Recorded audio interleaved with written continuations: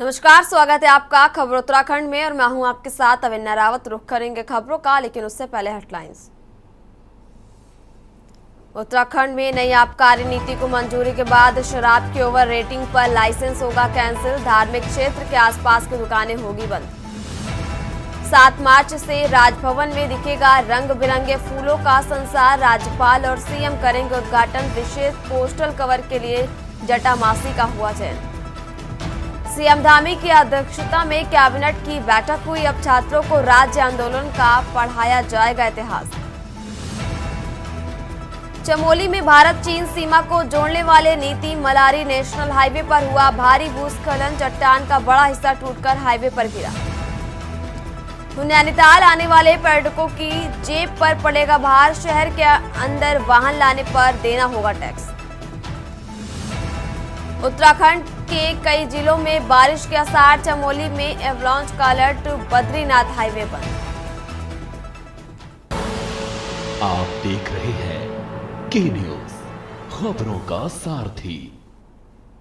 रुक करते हैं खबरों का। जिस उद्देश्य के साथ यूपी से अलग करके पहाड़ी राज्य उत्तराखंड का गठन किया गया था, उन उम्मीदों को परिसीमन ने धीरे धीरे चकनाचूर कर दिया। राज्य गठन का मूल अवधारणा ही ये थी कि छोटी विधानसभा और प्रशासनिक इकाइयां होंगी तो तेजी से विकास होगा। और राज्य गठन के बाद पर्वतीय क्षेत्रों में छोटी विधानसभाओं के गठन को देखकर लग भी रहा था कि दूर गांव में बैठे ग्रामीण तक विकास की किरण पहुंचेगी। लेकिन जनसंख्या के आधार पर हुए परिसीमन ने इन पहाड़ी राज्य के विकास पर ब्रेक लगा दिया और उत्तराखंड के पर्वतीय जिलों से लगातार पलायन हो रहा। इससे यहां पर जनसंख्या घटती जा रही है। देखिए हमारी खास रिपोर्ट में।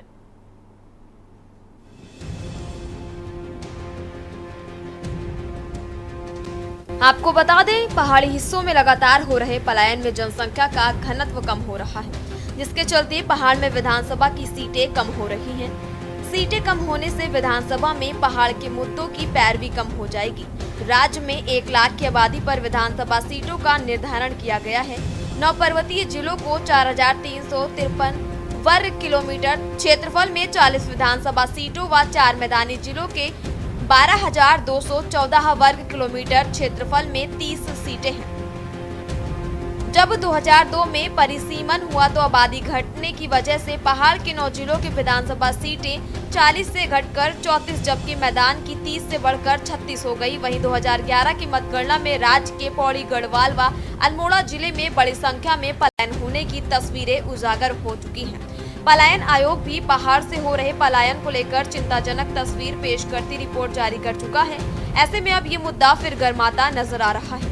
विधानसभा अध्यक्ष ऋतु खंडूरी ने कहा कि पहाड़ की विधानसभाएं क्षेत्रफल के लिहाज से काफी बड़ी होती हैं, जबकि मैदानी विधानसभा सीटें उसके मुकाबले बहुत छोटी होती हैं। ऐसे में आगामी परिसीमन क्षेत्रफल के आधार पर होना चाहिए।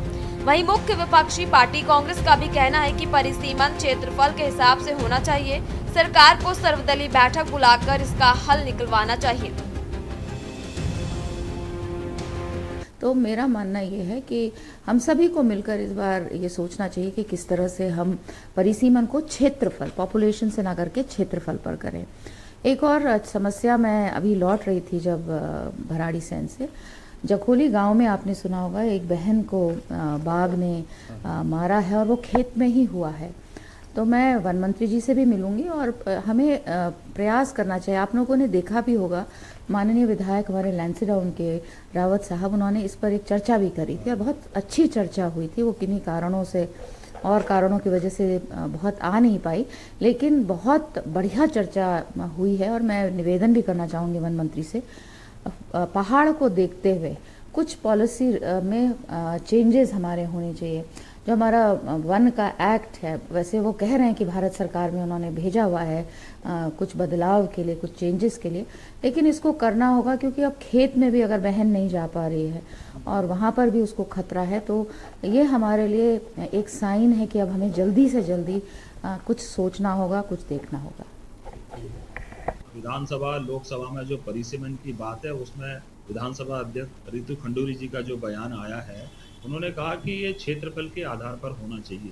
और इसके लिए मैं तो ये कहना चाहूँगा कि पहले सर्वदलीय बैठक इसमें आयोजित होनी चाहिए, सारे दलों की राय लेनी चाहिए। जो हमारे उत्तराखंड आंदोलन जिन लोगों ने बनाया है, जिन्होंने संघर्ष किया है, जो लोग इसमें सम्मिलित रहे हैं, सभी पक्षों की और सभी दलों से राय मशवरा करना चाहिए, क्योंकि जिस उद्देश्य से हमने उत्तराखंड राज्य का निर्माण करवाया था कि पहाड़ों का विकास हो, डेवलपमेंट हो, यहाँ से पलायन रुके, लोगों को रोजगार मिले, ये सारे मुद्दे पहाड़ के जो मुद्दे हैं वो विधानसभा के अंदर उठते हैं। अगर मुद्दे प्रमुखता के साथ उठेंगे तो निश्चित तौर से प्रदेश का विकास भी होगा और यहाँ से पलायन भी रुकेगा। और इस वहीं दूसरी ओर राज्य आंदोलनकारी नेता व भाजपा विधायक विनोद चमोली ने पहाड़ और मैदान के लिए अलग अलग मानक बनाए जाने पर जोर दिया। राज्य आंदोलन से बना उत्तराखंड क्रांति दल का कहना है कि जब भी परिसीमन हो क्षेत्रफल के हिसाब से हो, जिससे पहाड़ का विकास हो सके, हम सरकार का सहयोग करेंगे। यूकेडी का ये भी मानना है कि पिछले दिनों विधानसभा सत्र में हुए बवाल को दबाने के लिए ये बात की जा रही है।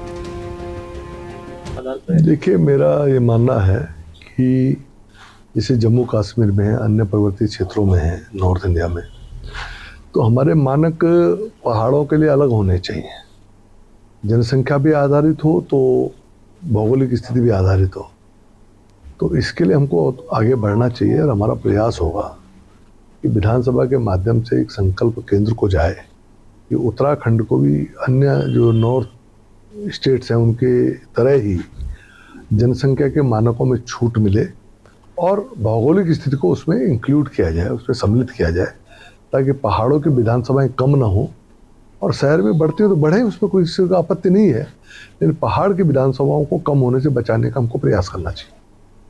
उत्तराखंड क्रांति दल हमेशा इस बात से मुखर रहा है कि जब भी परिसीमन हो, जब भी विधानसभा की सीटें निर्धारित हों, वो केवल और केवल क्षेत्रफल के आधार पर होनी चाहिए, क्योंकि जो भौगोलिक एरिया है, जो भौगोलिक हमारा जो क्षेत्र है उत्तराखंड, उसमें जनसंख्या के आधार पर परिसीमन होना बिल्कुल ही गलत है। अब जहाँ तक विधानसभा अध्यक्ष ने कहा है, मैं उनका स्वागत करता हूँ, उनका साधुवाद करता हूँ, उनको धन्यवाद देता हूँ, लेकिन एक तरफ मेरे मन में ये प्रश्न आता है कि हो न हो कहीं जो अभी कुछ दिन पहले विधानसभा में हुए हंगामा को दबाने के लिए कहीं विधानसभा अध्यक्ष ने इस पे एक लॉलीपॉप तो नहीं लगा दी।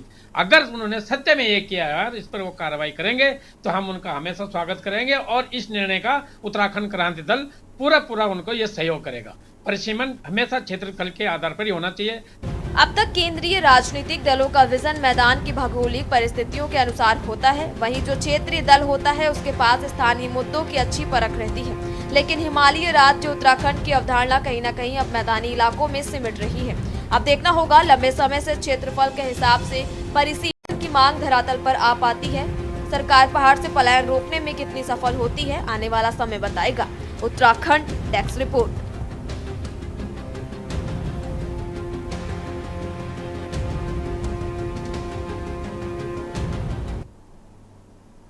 बढ़ते हैं अगली खबर की ओर। उत्तराखंड हाईकोर्ट ने नगर निकाय चुनाव के आरक्षण रोटेशन को चुनौती देने वाली याचिका पर सुनवाई की। कोर्ट की एकल पीठ ने राज्य सरकार से 1 सप्ताह में शपथ पत्र दाखिल करने और विजय प्रत्याशियों को मामले की जानकारी देने के निर्देश दिए हैं। कोर्ट ने विजय प्रत्याशियों को अपना पक्ष रखने का अवसर भी प्रदान किया है और मामले की अगली सुनवाई 24 मार्च को तय की है। और याचिका में अल्मोड़ा नगर निगम, धारचूला नगर पालिका, गुप्त काशी नगर पंचायत, उत्तरकाशी नगर पालिका के अध्यक्ष और मेयर पदों के लिए राज्य सरकार द्वारा निर्धारित आरक्षण को गलत बताते हुए इसे रद्द करने की मांग की गई है।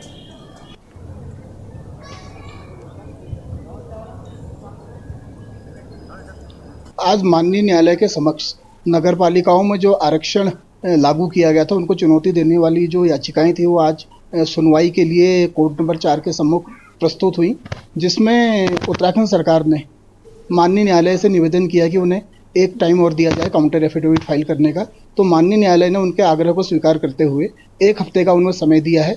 साथ ही उनको आदेशित किया है कि जितने भी रिटर्न कैंडिडेट्स हैं उनको उत्तराखंड सरकार इस आदेश के बारे में बताएगी और उनसे निवेदन किया है कि अगर वो अपना पक्ष कोई रखना चाहें तो इसमें प्रॉपर एप्लीकेशन फाइल करके अपना वो पक्ष इसमें माननीय न्यायालय के समक्ष रखेंगे। और उसके अलावा जो हमारा चुनाव आयोग है, उत्तराखंड चुनाव आयोग, उसको भी निर्देशित किया है कि अगर उनको कोई काउंटर फाइल करना है तो इस समय अवधि के दौरान वो भी अपना काउंटर फाइल करेंगे। और सुनवाई के लिए अगली तिथि 24 तारीख नियत की। उत्तराखंड की सांस्कृतिक धरोहर और साहित्यिक परंपरा को बढ़ावा देने के लिए देहरादून में एक शानदार आयोजन हुआ। राज्य के प्रतिष्ठित पुस्तक मेले का उद्घाटन हुआ, जिसमें साहित्यिक प्रेमियों और लेखकों की बड़ी संख्या में भाग लिया और इस अवसर पर राज्य के मुख्यमंत्री, मंत्री और साहित्यकारों ने अपनी उपस्थिति दर्ज कराई। पुस्तक मेले में विभिन्न प्रकार की किताबों और प्रकाशनों का व्यापक संग्रह प्रस्तुत किया गया और जिससे बच्चों से लेकर वयस्कों तक के लिए पुस्तकें शामिल थी। इस मेले में राष्ट्रीय और अंतर्राष्ट्रीय स्तर के लेखकों और प्रकाशकों ने भाग लिया, जो साहित्यिक प्रेमियों के लिए एक अद्वितीय अनुभव प्रदान कर रहे हैं।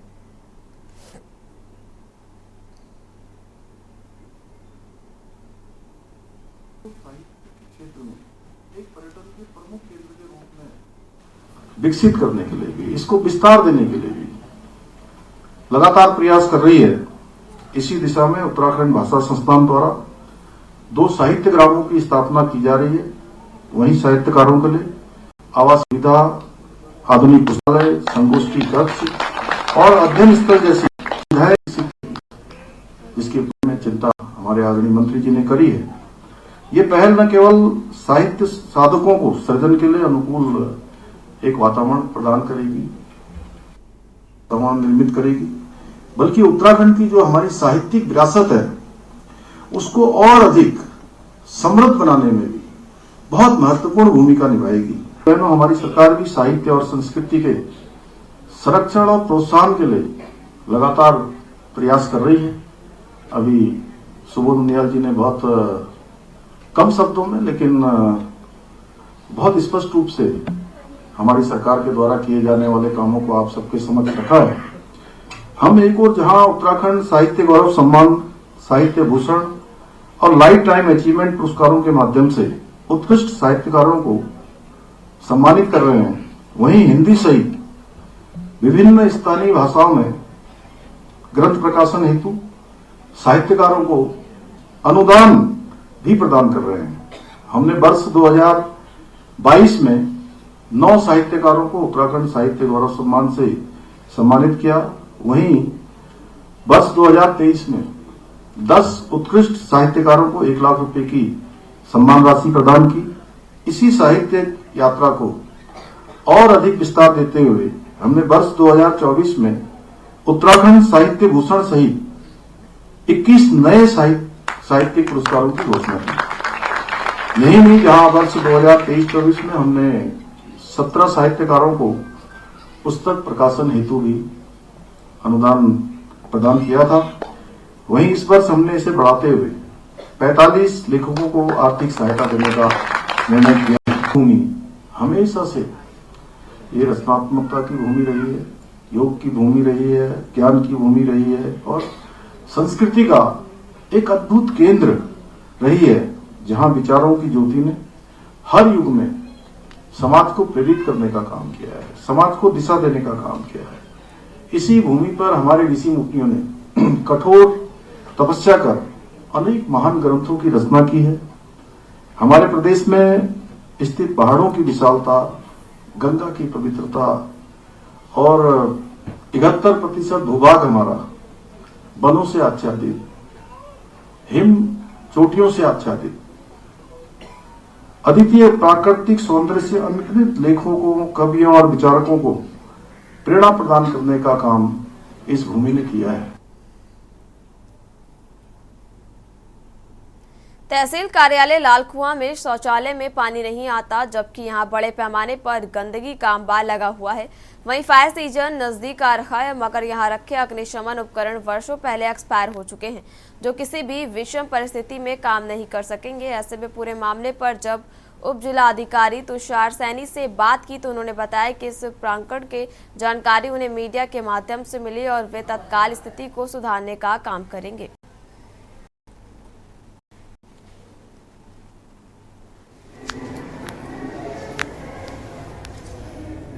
अभी आपके द्वारा संज्ञान में लाया गया है, इसकी आज ही हम इसका कुछ न कुछ सोल्यूशन निकालें। गोलैंड मजदूर संघर्ष समिति के पदाधिकारियों और मजदूरों ने स्टोन क्रैशर एसोसिएशन के खिलाफ जन आक्रोश रैली निकाली। हजारों की संख्या में लोग नगर में रैली निकालते हुए तहसील परिसर पहुंचे। जहां समिति के पदाधिकारियों ने एक विशाल जनसभा को संबोधित भी किया और इस दौरान समिति के सदस्यों ने आरोप लगाया कि स्टोन क्रेशर एसोसिएशन ने बिना पूर्व जानकारी के अचानक 2 प्रति यूनिट रेट घटा दिया और जिससे गाड़ी मालिकों को भारी नुकसान हो रहा। इसका प्रभाव सीधे तौर पर मजदूरों पर भी पड़ रहा है और समिति ने चेतावनी दी है कि जब तक उनकी मांग पूरी नहीं होती तब तक सभी वाहन स्वामी स्टोन क्रशर के गेट में किसी भी वाहन को प्रवेश करने नहीं देंगे। साथ ही इस अवसर पर एक व्यक्ति ने देवभूमि स्टोन क्रशर के बाहर आत्मदाह की चेतावनी भी दी है।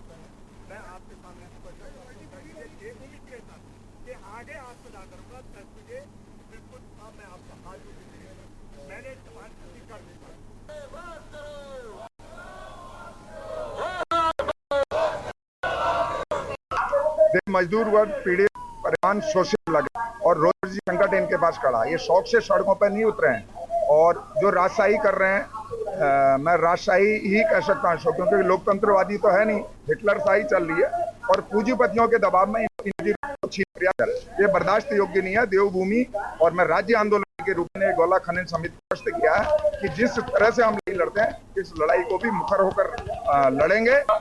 देखिए, स्टोन क्रेशर जो है वाहन स्वामी का उत्पीड़न कर रहा है और 4 साल से हम इसी जो है दंश को झेल रहे हैं। इस बार इन्होंने जो है खान अधिकारी के सामने और विधायक जी के सामने, माननीय क्षेत्रीय विधायक उनके सामने 30 रुपये का रेट ओपन किया और मात्र 15 तारीख को गेट खुले थे और 1 तारीख को उन्होंने 2 रुपये गिरा दिए, जिसको लेकर हम सभी वाहन स्वामी, खनन मजदूर, ड्राइवरों को सबको रोष है और इसलिए आज हम यहाँ पर आए। उनको 10 बजे, आज क्या बार है? आज मंडे है, आज सोमवार है ना, सोमवार, कल मंगल, परसों बुधवार। अगर कल तक क्लियर नहीं हुआ, परसों बुधवार को हम देवभूमि क्रेशर के आगे ही आत्मदाह करेंगे, क्योंकि क्रेशर यूनियन जो है कहती है कि रेट को कम कीजिए, या तो क्रेशर हटे या तो क्रेशर हट जानी चाहिए, नहीं तो हम अपना आत्मदाह करेंगे। हमने विधायक लालपुरा विधानसभा के मोहन सिंह बिस्ती जी को कंफर्म कर दिया है, अभी लेटेस्ट है, 5 मिनट पहले हमने फोन किया है। हल्द्वानी में स्मार्ट मीटर लगने शुरू हो गए हैं और सबसे पहला स्मार्ट मीटर हल्द्वानी नगर निगम के मेयर गजराज सिंह बिष्ट के आवास पर लगाया गया और इस दौरान मेयर गजराज सिंह बिष्ट ने कहा कि स्मार्ट मीटर को लेकर एक भ्रम कांग्रेस के नेताओं द्वारा फैलाया जा रहा है। यही नहीं, कांग्रेस के नेताओं ने जनता में भ्रम पैदा करने के लिए स्मार्ट मीटर भी तोड़े और मेयर ने कहा कि उत्तराखंड राज्य में पहले फेज में 6 लाख स्मार्ट मीटर लगाए जाएंगे। हकीकत तो यह है कि जिन राज्यों में बीजेपी की सरकार नहीं है उन राज्यों में भी स्मार्ट मीटर लगाए जा रहे हैं। उन्होंने कहा कांग्रेस केवल झूठ फैला रही है और उत्तराखंड विकास की गति में आगे न बढ़े, इसको लेकर मुख्यमंत्री धामी की प्रयासों को दूर करने का प्रयास कांग्रेस द्वारा किया जा रहा है, जिसको किसी भी कीमत पर बर्दाश्त नहीं किया जाएगा।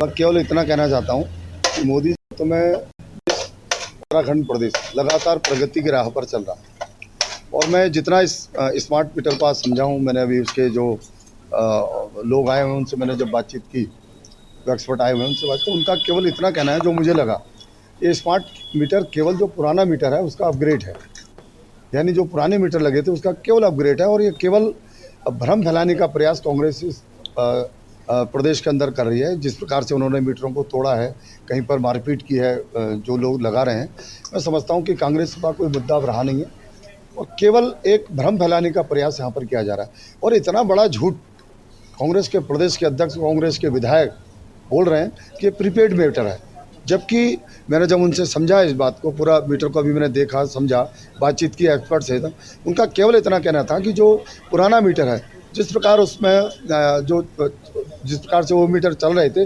उसी प्रकार ये मीटर भी चलना, केवल इसमें अपग्रेडेशन ये है कि आपको घर बैठे आप कितनी बिजली खर्च कर रहे हैं, किस प्रकार से खर्च हो रही है, कितना समय इसमें लग रहा है, वो सारी बातें आपको घर बैठे आपको मिल रही हैं। स्मार्ट मीटर निःशुल्क लगाया जा रहा है, सबको फ्री ऑफ कास्ट, कोई एक्स्ट्रा चार्ज नहीं है, ना लगाने का है ना का है, ना आज चार्ज है ना इस मीटर का कभी भी चार्ज आएगा, ना एक्स्ट्रा चार्ज जनता को कभी भी बियर नहीं करना पड़ेगा कंज्यूमर को।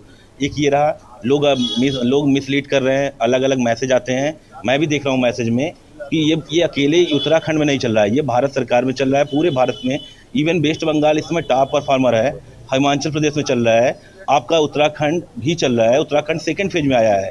उत्तराखंड अभी बहुत इनिशियल स्टेज में है, लोग गलत भ्रम फैला रहे हैं, उत्तराखंड से शुरू हो रहा है, उत्तराखंड आपका सेकंड स्टेज में है और जो लगातार लोग मारपीट करते हैं, ठीक है हम नॉर्मल होते हैं, हम तो सीधा सा एक टेंडर पाते हैं, हम एक एम्प्लॉय टाइप के होते हैं। जैसे मान लीजिए आप घर बनाते हैं, अपने घर का खुद ही तो ईंट नहीं रखते ना, घर के बनाने के लिए किसी न किसी ठेकेदार को चाहिए, कोई ठेकेदार ही आपको घर बनाता है।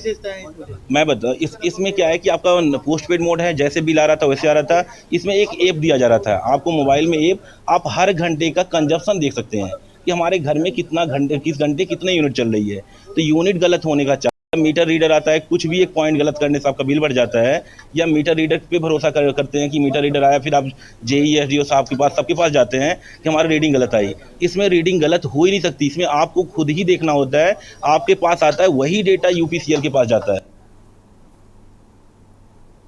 कोटद्वार नगर निगम चुनाव में निर्दलीय प्रत्याशी के रूप में चुनाव लड़े पूर्व सैनिक महेंद्रपाल सिंह रावत ने भाजपा प्रत्याशी शैलेंद्र सिंह रावत को उनके चुनावी वादों की याद दिलाई है। मीडिया से बढ़ते हुए महेंद्रपाल सिंह रावत ने कहा कि भाजपा प्रत्याशी ने अपने चुनावी घोषणा पत्र में कई वादे किए थे, जिन पर अब उन्हें गंभीरता से काम करना चाहिए। उन्होंने यह भी कहा कि ट्रिपल इंजन सरकार भी बन चुकी है और इसलिए इन वादों को पूरा करने की जिम्मेदारी और बढ़ गई है।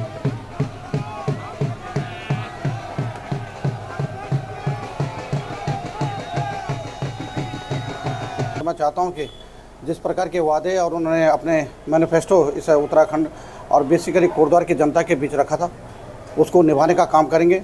और जनता त्रस्त है, आप जानते हैं विगत 25 सालों से उत्तराखंड का कोई भी काम यहाँ पे हुआ नहीं है। कभी डबल इंजन की सरकार, अब ट्रिपल इंजन की सरकार हो चुकी है यहाँ पे। हम चाहते हैं कि कहीं ना कहीं जो गरीब और युवा और महिलाएँ, उनको कहीं ना कहीं एक सुविधापूर्ण जो योजना है उनको देने का काम करेंगे, जिसके माध्यम से कोटद्वार का उत्थान हो। बीएसएनएल ने अपने फाइबर वाईफाई उपभोक्ताओं के लिए आईपीटीवी सेवा शुरू कर दी है, जिससे अब उपभोक्ता बिना सेट टॉप बॉक्स के 500 से अधिक टीवी चैनल्स का आनंद ले सकेंगे। और इसके साथ ही बीएसएनएल ने मोबाइल उपभोक्ताओं के लिए BITV पेश किया, जिसमें OTT प्ले और ऐप डाउनलोड कर भक्ति से लेकर मनोरंजन तक कई OTT प्लेटफॉर्म का लाभ उठाया जा सकता है। और इस नई सुविधा के तहत उपभोक्ताओं को अपने मोबाइल नंबर से वन टाइम रजिस्ट्रेशन कर स्काई प्रो ऐप डाउनलोड करना होगा।